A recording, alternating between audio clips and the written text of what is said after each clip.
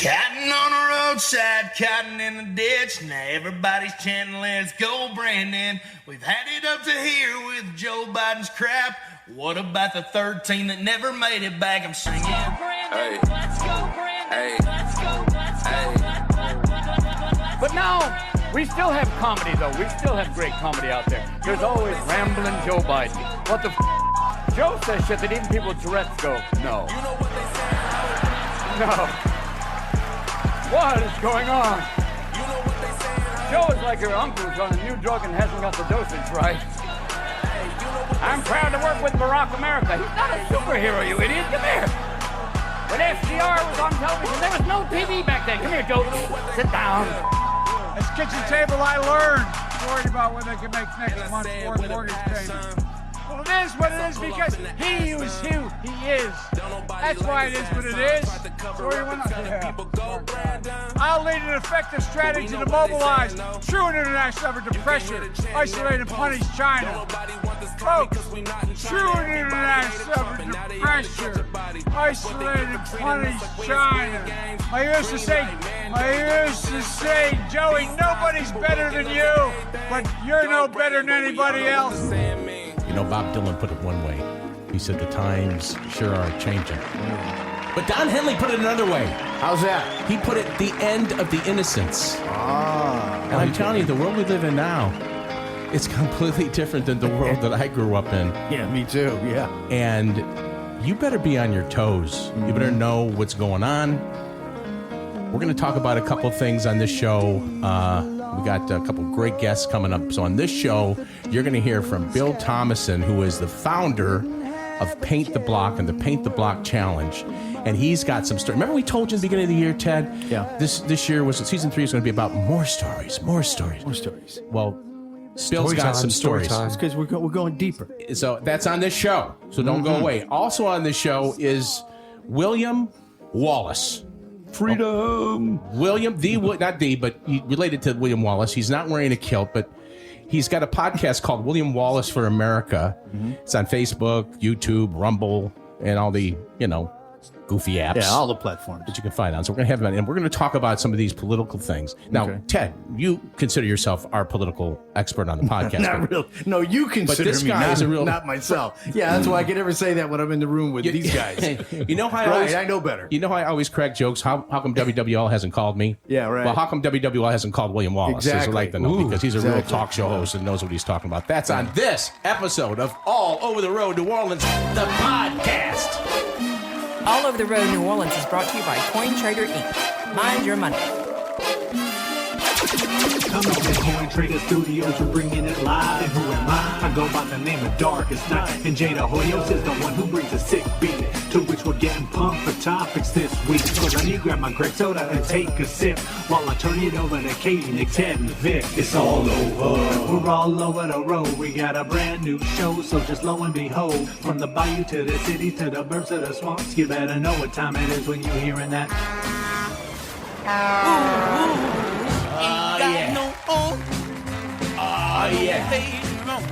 Coming live from the Coin Trader Studios in lovely Lakeview in Nolens.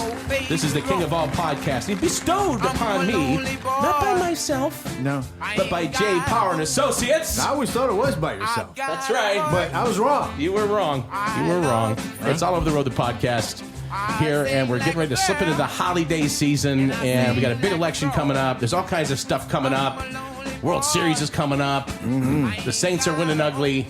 But that's not why we're here. But at least they're today. winning. That's not why we're here today, because we got a couple great guests. First of all, I want to introduce to you Bill Thomason. Bill Thomason is a guy that is he's walking the walk. Let's put it that way. He's walking the walk. And Bill has been going around town and fixing up areas of the city for many years, and he's been doing some work with Vina Nguyen, who was someone that we are obviously supporting in the mayor election coming up on November 13th. Right. Bill, welcome to the big show. Thank you. Glad to be here. Thank you, studio audience. Yeah. He deserves a big round of applause. He does. And also, William Wallace is here from William Wallace for America. You can catch him on WGSO. And I think you'd be a good. I think they should get rid of Scoot and put you in Scoot's spot. Oh, that'd be interesting. They should, yeah. As a matter of fact, you didn't know this, But here he is. He may be upset about this, but ladies and gentlemen, here's Scoot in the morning from WWL. Scoot! Hey, Scoot. Hey, Scoot. Hey, Scoot. It's good to be here. Kid. Who is this guy? Who's taking my place? His name's William Wallis. He's a Never heard of him? Yeah. Never heard of him? He's really good. You think you could do it? Think you could? Well, he's more topical than you. Good. He's not going to talk about getting his butt beaten in the quarter by a bunch of queens. I'm on it. What? You heard me. Yes, I did. Yeah. I'm Scoot, and that's all I got to say. I'm Scoot. And Scoot. And he's not. I appreciate you coming in here, even though that when we worked at B97 together, you never spoke to me. No, because I was the body guy. I was the big, big-headed. I was a prima donna, to be honest. It's hard for me to admit. Well, I think William Wallace is better. Get the heck out of here. Scoot in the morning, ladies and gentlemen. Scoot in the morning. Okay, let's start with Bill Thomason, because you go by William. You don't like Bill. Yeah, exactly. Yeah, you hate Billy. Yeah. Oh, Dad, don't call me Billy. That anybody before age 18 call me Billy. Yeah, Billy. William and Bill. So now Bill Thomason's got his big old construction company. You can tell him he's a big guy. What's the name of the company? Thomason Construction. That makes sense. Okay, Makes good. a lot of sense. That's good. And he is the founder of Paint the Block and the Paint the Block Challenge. Tell us a little bit about Paint the Block. Well, Paint the Block came about a year and a half ago. I was watching news for the last time in the morning, and I was just disgusted. It was negative. And I just said, you know what, I got to get out and do something positive. This is just, the city's going downhill. I got to get out and do something. So really, God dropped it on me. I was talking to one of our urban artists, and this concept just came down to go in and paint houses up, and going to the worst areas in New Orleans, paint up houses and clean up blocks. And so I got a hold of our pastor and our councilwoman, and Sherman Williams is one of our sponsors. Within like an hour, we were rocking and rolling. Our councilwoman sent us to the 8th Ward, and within 2 weeks, we were right in the middle of a really depressed area with 2 drug houses on both ends. Guys doing drugs right in front of us up and down the street. We painted 3 houses. We cleaned up a park area that we probably pulled out a couple hundred needles easily. Grass 6 feet high. We cleaned it up. We put shavings in it. Went up and down the block cleaning. We had to go back there 3 times to where the neighbors could take it over, because it was just crime, drugs. It was amazing. And I think the neighbors were a little bit reticent when we first got in there, but by the 3rd time they were thanking us. And we turned the drug houses over to the police. We turned them over to code enforcement, because they were just in shambles, just people really strung out, going in, getting drugs, coming in and out of the house. Long story short, they condemned, they put fines on the houses, on the one in particular. They condemned the building last December and had an emergency tear down order. This is last December. Mm-hmm. Nothing's happened since. Cantrell, you gotta go. So this is just one of the many things I'm running into around the city. I'm all over the city from one end to the other. I'm getting permits. That's been horrible. Permit office. Code enforcement is non-existent. We're out cleaning drains. We're doing everything. I'm told 90% of the city contracts aren't being fulfilled. Yeah, I mean, here in Lakeview, New Orleans is not picking up my garbage anymore. It's Jefferson Parish. Right. Are you serious? I'm dead serious. Dead serious. So they're not doing that. Well, I've heard stories that Jefferson Parish does want to take over this part of Orleans. Well, I'm just saying that's what's happening now. But there you go. Well, we were here for over a week picking up garbage after the flood in Lakeview. It was amazing. Some people got 3 foot of water, lost everything. Once you get a few feet of water in the house, all your furniture's gone, everything. You got to take sheetrock out. It was a mess, and people were really upset. So we in between all this, we joined forces with Vina, and we were out door knocking and cleaning up, picking up people's garbage, one trailer load after another. Mm-hmm. And we got a pretty good army going of people, and the people of Lakeview started joining in, and It was awesome. Let me ask you this, because I was downtown yesterday, and I got a little story to tell about my experience downtown yesterday, which was somewhat life-changing, believe it or not. Okay, you got you're having problems getting permits, and the construction industry, it's like pulling teeth. But when you go downtown, there's all this construction. There's construction everywhere. So how is all this being done? Who's in charge of that? Roads are being torn up. Have you noticed? You want the nefarious idea? Residential construction, I think, is having one problem, but commercial construction, because of where the permit money goes, is probably going to somebody else. And that's why things happen a little bit quicker down there. Cantrell, you gotta go. Do you think she makes money on this stuff? I don't know. I can't comment on that, but I know it's taken forever now to get permits. So they could have been working on getting permits a long time ago. But one thing I do want to say about it, I'm originally from California, and we were pretty good sized contractors out there. And I'll tell you what, you leave blocks of streets open for a long period of time, the cities would get on you like, big time. I can't believe the construction here. They'll open up blocks and blocks and blocks and tear everything up, and it just takes forever to get it done. And, the inspections too now, well, that's a whole nother story. It's mostly third-party inspection at this point. The, code enforcement and everything, they've lost a lot of people. Now, you've done a lot of work down on the border. Yes. Okay. You were telling me one story, over the phone, about some of your experiences on the border. Would you like to share some of those experiences you've had down there? That's a big question. There's a lot going on at the border. We were building a solar farm down at the border, had no idea of the activity going on because we were going to sell power not only to Mexico because they're in great need, also back to Texas. Well, in doing that, we were actually going to build our own panels down there. In building the facility, we built a big levee wall because we were 150 feet back from the Rio Grande. Well, it was right after we closed the property, the government sent us a letter, hey, we're going to run border wall right through your property. I'm like, what? We've already started moving dirt and we started building a wall. And I said, so after a month and a half of saying, hey, you guys need to come out like now. We got them out. I said, okay, I'm okay with this, but you need to tie into our existing wall.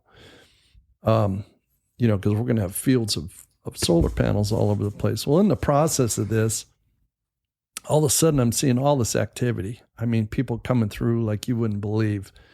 What do you mean? What do you mean by coming through? It's wide open. Okay. You're talking about illegals coming across the border. Well, illegals, first of all, let me make this perfectly clear. We do not control our borders. On the United States side, people think we do. We don't.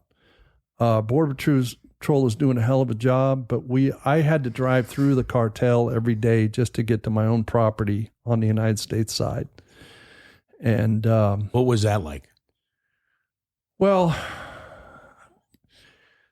it's kind of hard to explain. I've got a lot of faith, and so I've been in some pretty tough situations. I'm there to do a project. I had some guys actually working for me that were former cartel guys that were, out of prison and they're trying to get their life straightened away. So I get the whole story. And guys from that town, the town was completely run by the cartel. People were in fear. So, driving on the way in to get to my own property, there's holes in the roofs of these houses. And I'm like, what the heck happened there? And finally, they told me the story. The DEA swept down in there about 15 years ago because the town was that was the main intersection. What town was this? Yeah. It's called Frontone. Okay. Is this near like McAllen or? It's about an hour from McAllen. It's next to Roma. It's in the Rio Grande Valley, which is the number one area for everything. Yeah. The part that really gets me is years ago, I took a mission trip, and I've been very involved with orphanages across the country in a couple different continents. And So I really got a heart for kids. Well, when I start seeing kids coming through, they're pulling a 3-year-old girl through a barbed wire fence, 20 or 30 of them at a time, 40 of them. No parents, mostly with a couple of guys. And I don't mean just isolated incidents. It was all the time. And now I understand it's even worse. Prior to that, I started studying up on child trafficking. Huge issue this morning. I talked to a lady that was trafficked that's turned her life around, got a second chance, and she had statistics like you wouldn't believe. There's over 300,000 trafficked in the United States a year. People don't realize that. It's a big problem. So, well, you ever see any media down there, Bill? Like, not that they necessarily talk to you, but do you see any media covering that while you're down there? You have a few local media. I have never seen national media down there. And there's national media stories everywhere you turn. I mean, everywhere you turn. Right across from me, you had 2 big cartels that were fighting each other, and they had the Mexican military in between them to keep them apart. Otherwise, they'd totally destroy the towns. I mean, you have a house this size that some drug lord owned, the whole front of it's gone. You can see through the front all the way to the back of the house. Wow. 50 calibers are their guns of choice. It's not a 9mm. They're serious. It gives a new meaning to the word shotgun home. Oh, yeah. Yeah. Well, they got some of those homes here in New Orleans. They do. It's more like an RPG home. RPG home. Yeah, they... Wow. Go ahead, William. No, yeah, you see some of those homes here in New Orleans, but they're not drug lord homes. They're just regular homes, I guess. Mm-hmm. Well, shotgun was a style. Right, exactly. Okay, jeez. No, I'm talking about the houses that are destroyed from the front. You can just... He's explaining your joke. He's rough. It's a rough crowd here. Someone's got to do it. Somebody just caught me with a 50 cal. Yeah. Well, wait till you hear my story from yesterday going downtown. Now you tell me about the little mural thing that you got painted in the city. That little project. That was a real interesting story. Which one are you talking about? Exhibit B?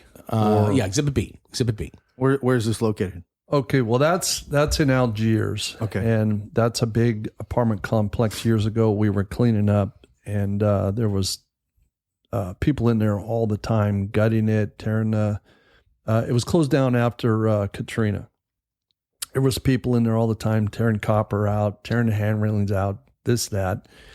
Well, in this whole mess of garbage being dumped there and the theft going on and the drugs and this and that going on in the complex, I started seeing these fantastic murals, 8 foot high murals that were done with a spray can for a couple months. And our idea was we were going to turn this place into a big sports complex for the kids in the area, and then people would come in from across the country to compete with our kids, stay there, eat there, recreate there, the whole 9 yards. So when I started seeing the murals, my idea was, because they were famous people, sports people, Muhammad Ali, different basketball players, I thought, that'd be really cool to put on each of these 18 buildings, have, Pele on one and football player on another one, and baseball player.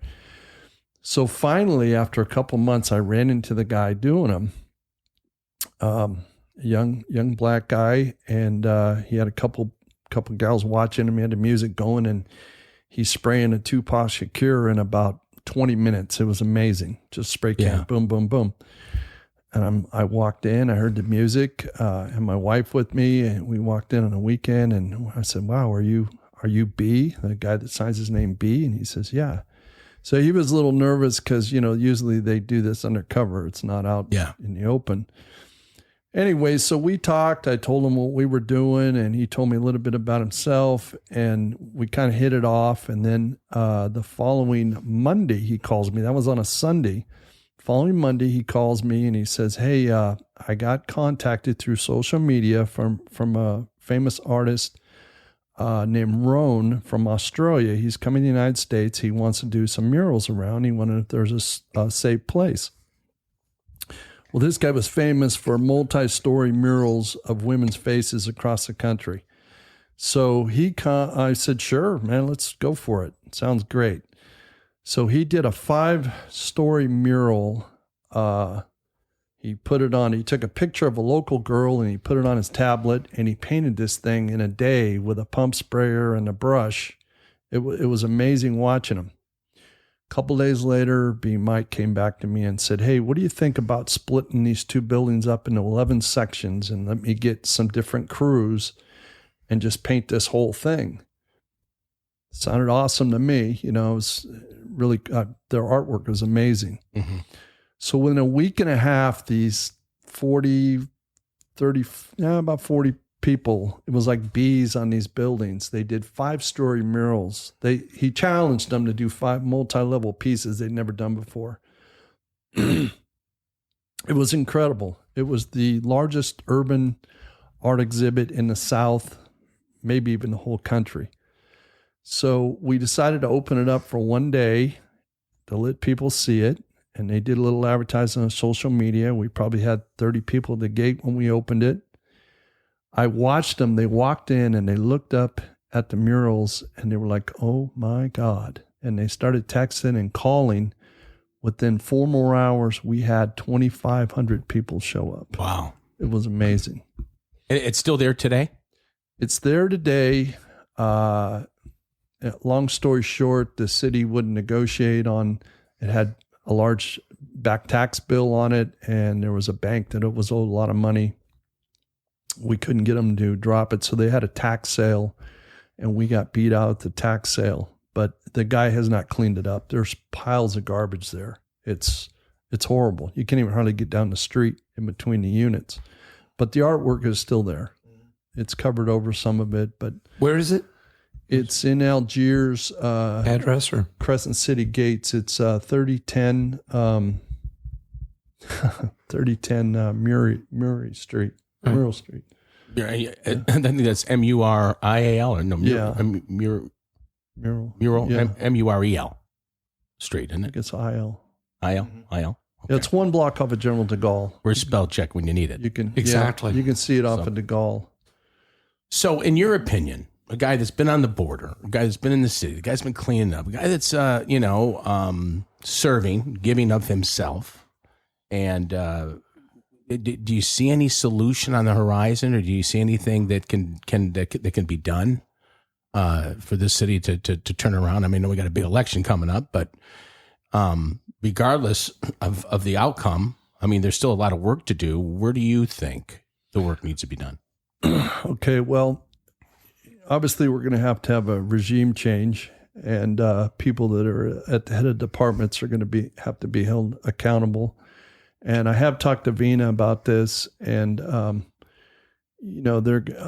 we talked about some kind of an incentive program for people that are working at the city. Like if you go in and you go to get a permit or something happens, there needs to be some kind of a review. So you can go back in and type in, hey, they were good or they were bad or they were whatever. Right. And so it's kind of a positive reinforcement for people to come in and do a good job.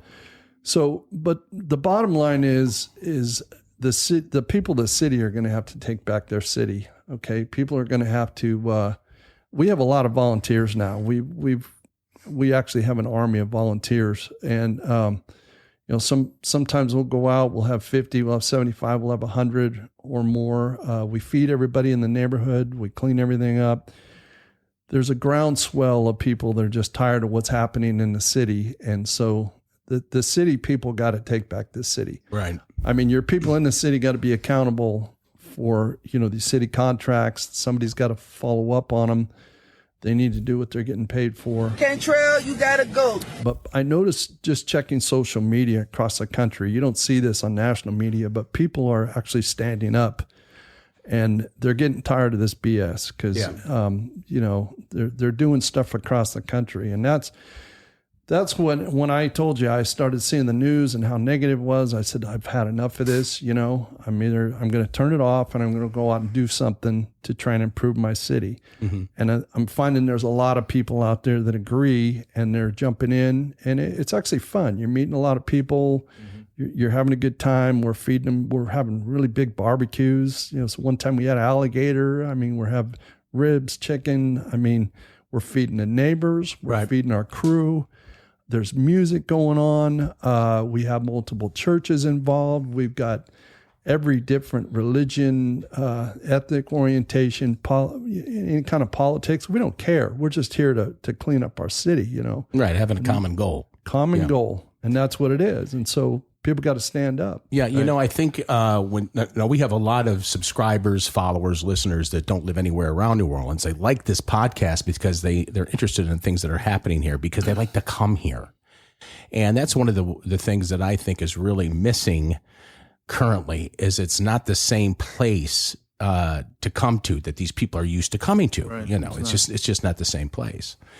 And you know, I think what people don't realize, and if you're listening, I know we got listeners in California, we got Amish in India, and he always shares the show. Amish loves the show. He's in India somewhere. Hey, Amish, how are you?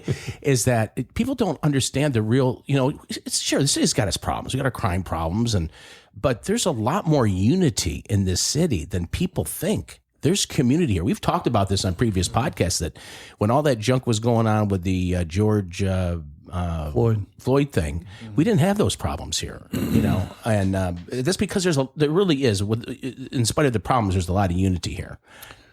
So I moved here 3 weeks before Katrina hit. And one thing I noticed about New Orleans, I was flying back and forth from California, finishing projects and working here. And one thing I noticed, people were coming in from all over the country to come help.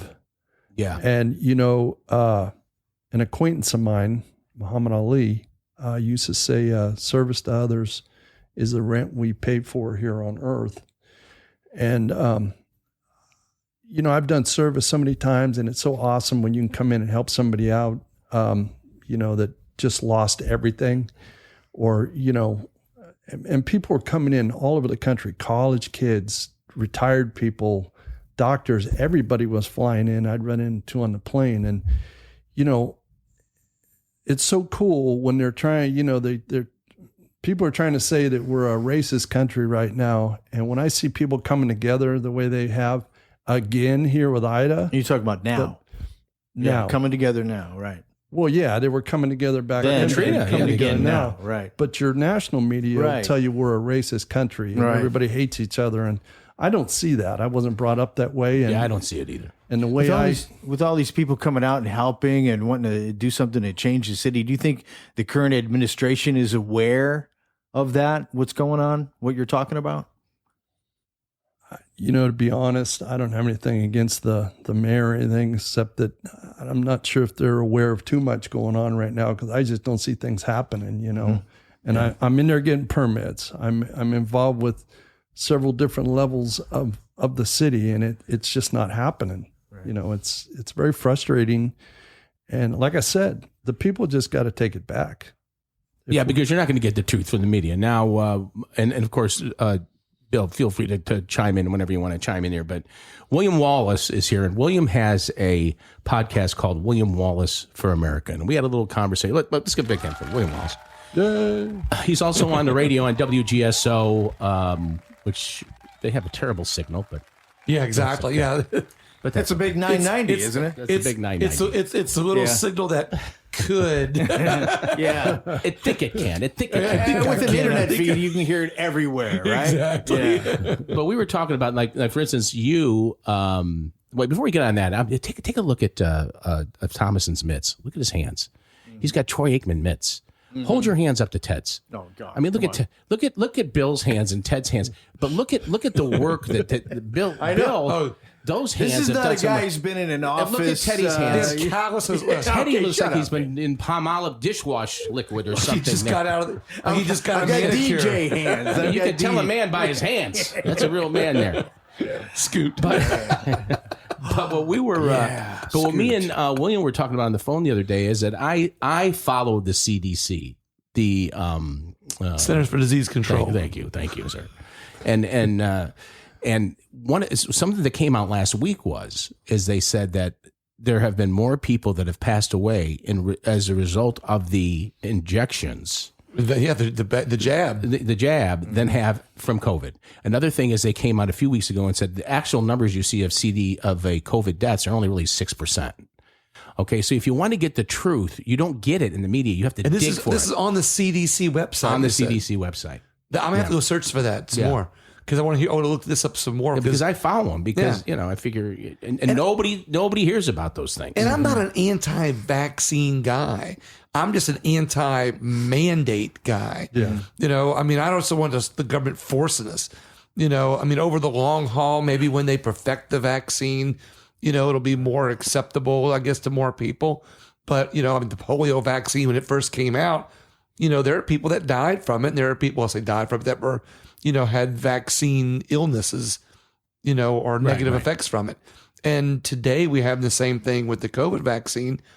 And I just don't want people to be mandated to get it, because when you're forced to get it, and if you be one of those people that get, a negative reaction to it, who's gonna pay for that? Yeah, just like there's people in the city that don't have the city's best interests in mind. Right. There are people nationally that don't have the country's best interests in mind. And I think that the narrative, the agenda of these people is just division. They're just trying to divide people. Exactly. Oh, yeah. So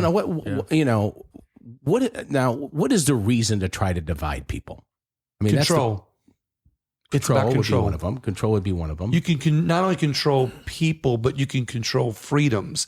You can control different things that they want you to do.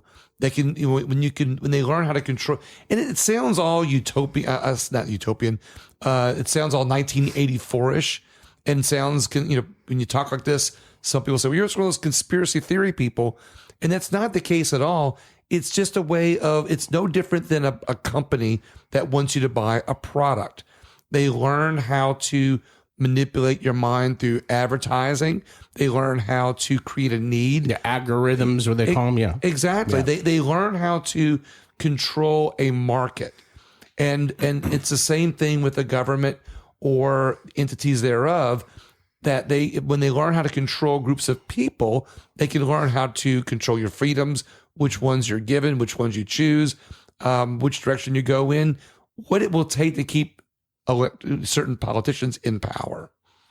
So now when you talk to the people you talk about, now you interview Ted, he does a bunch of interviews. He's podcasting all day long. Like, how many podcasts you do a week? I interviewed 7 people on Sunday. Okay, now they were shorter interviews. You put out episodes every week, more than one a week, right? Now listen. I'm on the phone with him, and he's telling me, I got this guy coming on, this guy. Yeah. Oh, this is a big interview. It's the biggest one ever. This guy, this guy. These are all big people. Now, I've never heard of any of them. Okay. Now you, Teddy, since you are like the show's political guru, right? As best as we can get. That's true. As best as we can get. Right. Give him some of these names and see if Teddy. Alonzo Rochelle was on my show 2 weeks ago. Oh yeah, Alonzo. Have you heard of him? Now I've actually heard of him. Have you, Bill? Alonzo Rochelle? I don't know who that is. Yeah, if you look up Zo Nation, he has a couple of different platforms: Zopium Den, Zo Nation. And he's a Christian guy too. And you were excited about that interview. Oh my gosh, that was a great interview.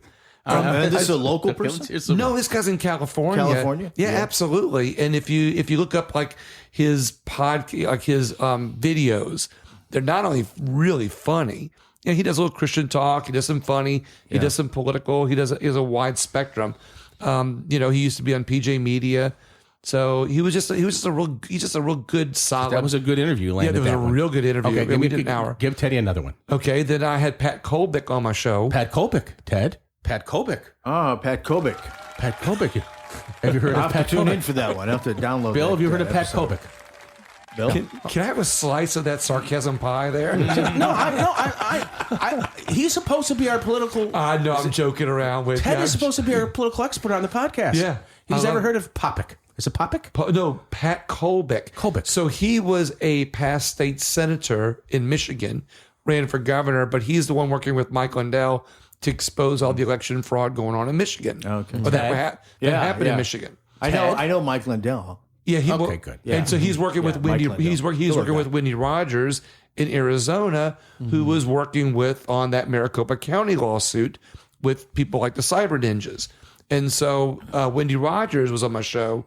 I know she is Arizona. Yeah, you see what's going on ding, with ding, that ding, ding, lady ding. or something. It's all being suppressed by the media.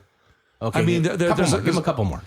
Oh gosh, and next week is going to be an interesting show. I'll kind of leak this a little bit. This is I am leaking something that I have not announced yet. Leak it. Let's hear it. I'm leaking it today. I'm interviewing the Good Cemeterian next week. The Good Cemeterian. Bill? This guy is this No? Ted, the Bill Cemeterian? I don't even know what that means. The Good Cemeterian. No, he actually is a veteran. Is he a wrestler? No. Oh, okay. I was just wondering. He's actually a face or what is it? Heel or a face? Heel or a face? He's actually a veteran that goes around to veterans' grave sites and cleans their graves and makes them look brand new again. Oh, that's awesome. And it's just kind of it's just kind of a way to honor veterans. It's a good community service. It's kind of a nice thing. So while I love politics and I love interviewing elected officials and people about politics, I also just like doing community things, which is why I'm glad to be with Bill today, here on this show, because he's doing some great things for our community. And I've always believed that the best way that we can fix the problems in our country, our state, is to start in our community. And that's kind of, so not only do I like doing those national interviews, I also like the local small guys because they're making a difference. Like this guy, the Good Cemeterian. He's just in Florida, just travels and goes around to these grave sites and fixes them up.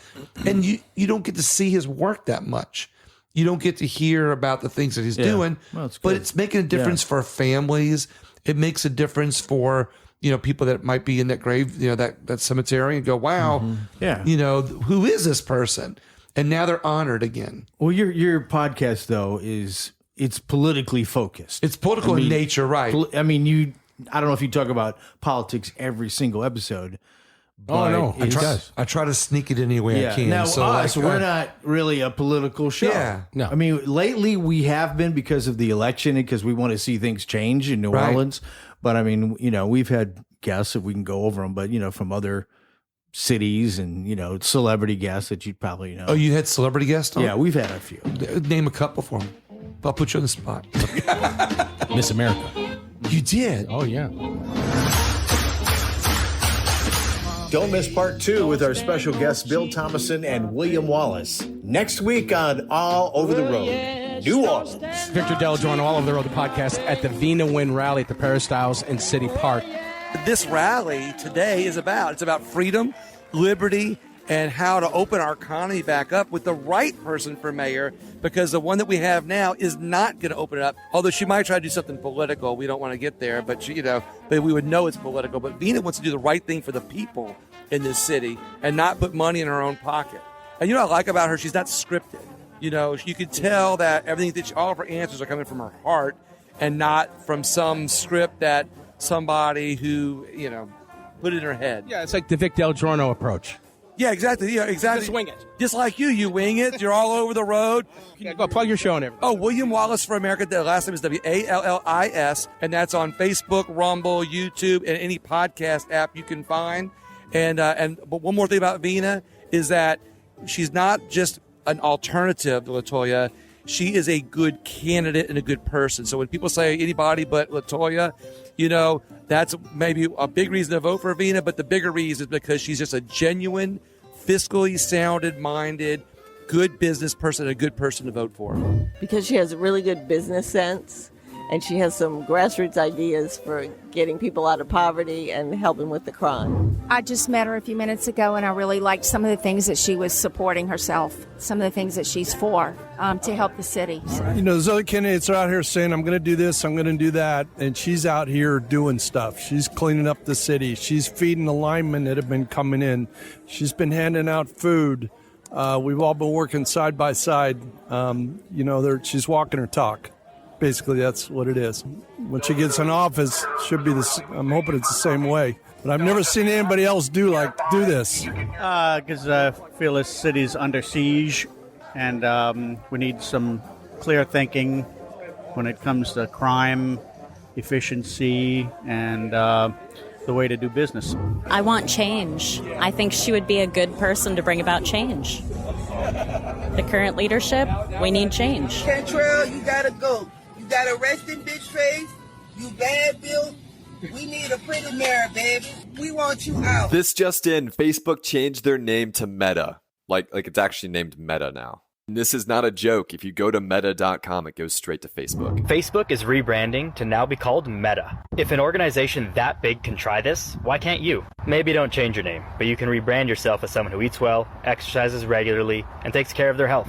You know, Ted, I think Steam is beginning to pick up with the listener line. You feel it? I do. Yeah, good. Especially since you put the correct number on the website. It did help dramatically to actually have the correct number posted. Yes, it did. And that was designed to do what, Nick?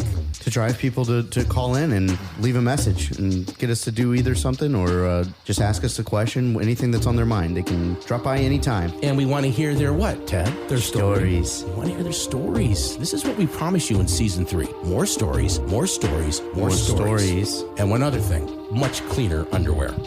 601 Route 66 768 8366. That's it. That's the one. That's the correct number. This All Over the Road New Orleans podcast is brought to you by Coin Trader Inc. Mind your money.